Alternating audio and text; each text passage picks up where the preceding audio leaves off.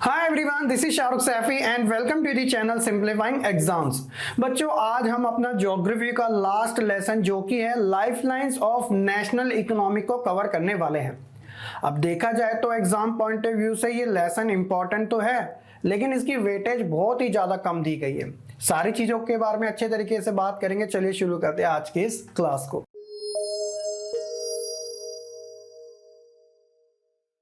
तो सबसे पहले बच्चों हम सिलेबस के बारे में देख लेते हैं इस लेसन को लेकर। To be evaluate in the board examination, topic होगा सिर्फ रोडवेज टू रेलवेज ओनली, वो भी सिर्फ 1 मार्क्स का। हाईली चांसेस है कि वो एमसीक्यू में ही आए। इसके अलावा जो रेस्ट पार्ट है इसका, पाइपलाइन से लेकर टूरिज्म एज अ ट्रेड, वो आपका इंटरडिसिप्लिनरी प्रोजेक्ट यानी कि स्कूल लेवल पे जो होगा उसमें आपके काम आने वाला है। तो देखा जाए इस लेसन से सिर्फ 1 मार्क का क्वेश्चन आएगा, लेकिन आपको चैप्टर की नॉलेज अच्छे तरीके से होना जरूरी है। ऑलरेडी मैंने डिटेल में क्लास 10th का सेशन 2023-24 का जो सिलेबस है वो अपलोड कर रखा है, आप जरूर चेकआउट कर लीजिएगा। तो शुरुआत करते हैं इस लेसन के मेन टॉपिक के साथ, जो कि पार्ट 1 में हम इसी के बारे में कवर करने वाले हैं। तो इंट्रोडक्शन की बात की जाए, the pace of development of a country depends upon the production of goods and services as well as their movement over space।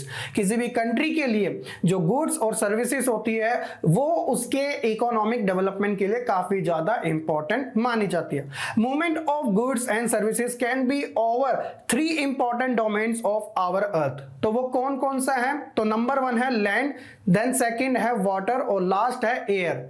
तो जो गुड्स एंड सर्विसेज का मूवमेंट होता है एक जगह से दूसरी जगह, तो वो इन तीनों टर्म्स में हमें देखने को मिलते हैं। और आपको कौन सा कवर करना है? लैंड वाला। तो देखा जाए there are 5 transport system in India. India के पॉइंट ऑफ व्यू से आपको 5 टाइम के इसमें देखने को मिलेंगे।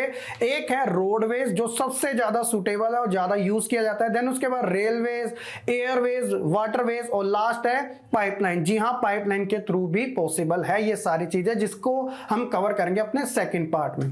With the development in science and technology the area of influence of trade and transport increased. देखा जाए तो साइंस और टेक्नोलॉजी के बढ़ने से क्या हुआ है कि जो ट्रेड एंड ट्रांसपोर्ट है वो भी कहीं ना कहीं ग्रो हुआ है, इंक्रीज्ड हुआ है। India is one of the largest road network in the world. जी हाँ, इस बात में कोई दुराई भी नहीं होनी चाहिए। Aggregating to about 50 lakh kilometre, ये कम नहीं होता, बहुत ज्यादा होता है। तो आप इस बात का आइडिया लगा सकते हो। देखा जाए ट्रांसपोर्ट सिस्टम इंडिया का, तो आपको मैंने 3 वे में बता दिया था, लैंड, वाटर और एयर।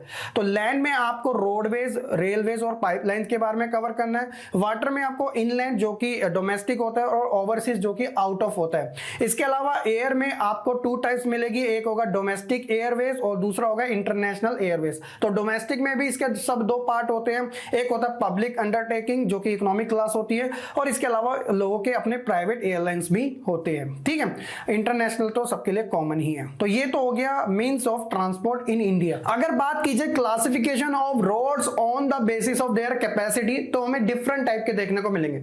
सबसे पहले हम बात करेंगे गोल्डन क्वाड्रिलैटरल सुपर हाईवेज के बारे में, देन उसके बाद नेशनल हाईवे, फिर state highway, district road, other roads and border roads. तो एक एक करके सभी के बारे में बात करते हैं। सबसे पहले बात करते हैं गोल्डन क्वाड्रिलैटरल सुपर हाईवेज के बारे में। तो देखा जाए जो इंडिया की 4 मेगा सिटी है, दिल्ली, मुंबई, कोलकाता, चेन्नई, ये इसे कनेक्ट करने का काम करता है। A 6 lane super highway which connect Delhi, Kolkata, Chennai, Mumbai and Delhi. और इसका north south east west corridor जो है वो भी एक तरीके से कनेक्टेड है। The north south corridor linking Srinagar, जो बिल्कुल आपको टॉप में देखने को मिलेगा जम्मू एंड कश्मीर, वो बिल्कुल टॉप डाउन यानी कि साउथ साइड में कन्याकुमारी। तो ये हो गया टॉप टू बॉटम। उसी तरीके से ईस्ट से वेस्ट भी ये कनेक्ट करता है। द ईस्ट वेस्ट कॉरिडोर जो है कनेक्टिंग सिलचर जो कि आसाम से लेकर पोरबंदर यानी कि गुजरात में।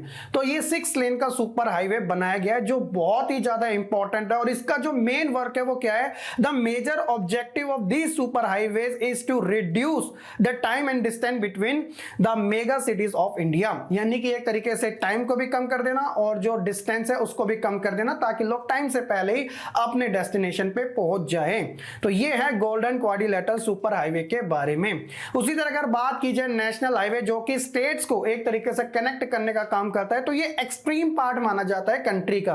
और ये प्राइमरी रोड सिस्टम भी है जो काफी टाइम से चलता आ रहा है। देखा जाए कि ये किसके अंडर में काम करता है? तो वो है central public works department, CPWD। तो इनका नाम याद रखना, एमसीक्यू क्वेश्चन में अक्सर ऐसे क्वेश्चन पूछ ले जाते हैं। उसी तरीके से अगर बात की जाए रेलवेज की, तो देखिए railways are the principal mode of transportation for freight and passenger in India.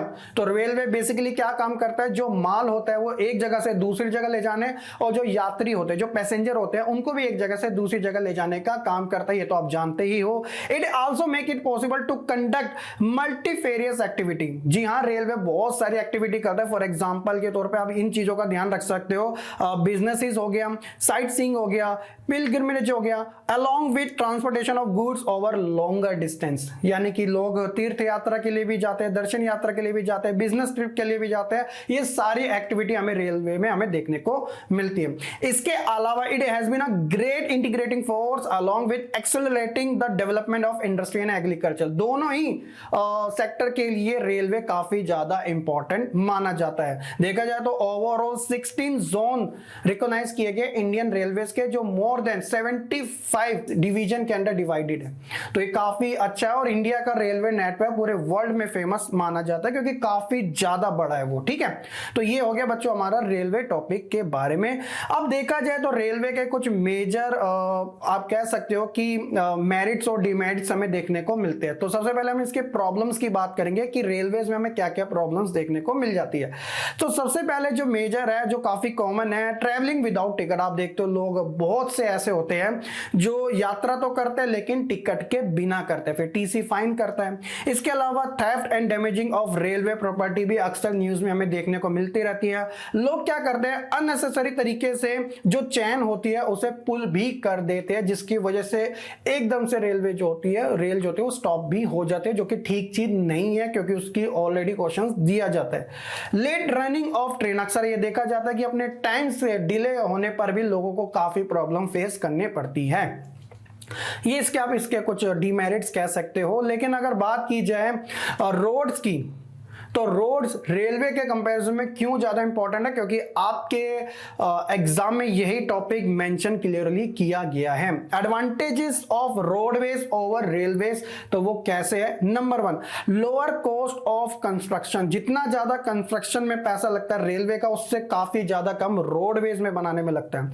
Can be build on any type of train, यानी कि किसी भी जगह पे रोडवेज को बनाया जा सकता है, लेकिन ट्रेन के लिए, रेलवे के लिए एक सूटेबल लाइन का होना काफी ज्यादा जरूरी है।